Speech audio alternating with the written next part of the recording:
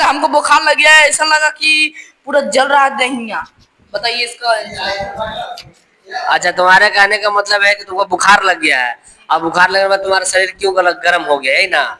देखिए, इसका main reason यही है कि हम लोग सब लोग जानते हैं कि सामान्य व्यक्ति का जो तापमान जो होता है वो 37 डिग्री सेल्सियस में होता है। अगर फ़ारेनहाइट की बात करेंगे तो 98.4 मतलब डिग्री फ़ारेनहाइट के लगभग में होता है। ठीक है, लेकिन जब वो कोई तरह का बाहर का कीटाणु जब हमारे शरीर में प्रवेश कर जाता है तो जिस कारण से क्या होता है कि हमारे शरीर में रोग प्रतिरोधक जो क्षमता होती है वो लड़ने के लिए क्या तो वो तैयार हो जाता है। क्यों? क्योंकि बाहर से कीटाणु आ गया है। लेकिन जो शरीर में जो हमारा जो मतलब कीटाणु है वो लड़ता कौन है? तो जनरली हम लोग जानते हैं कि एक तलवार के रूप में जो काम करता है हमारे शरीर में वो होता है रक्त पट्टिकाणु, या जिसको बोलते हैं प्लेटलेट्स भी एक तरह से बोल सकते हैं रक्त पट्टिकाणु को, या फिर हम बोल सकते हैं बिंबाणु, या फिर बोलते हैं थ्रोम्बोसाइट। ये तीन को ऐसे मतलब हमारे शरीर में है जो रक्त में पाया जाता है, जो कि मतलब कीटाणु को मारने के काम करता है तलवार के जैसा। और हम लोग सब लोग जानते हैं कि जब कोई दो व्यक्ति में जब लड़ाई हो जाता है तो ऑटोमेटिक शरीर से पसीना निकलता है।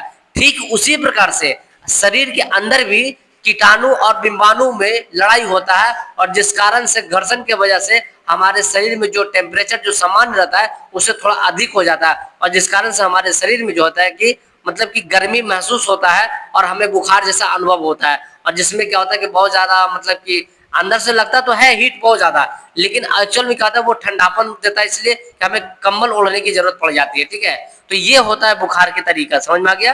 ठीक है।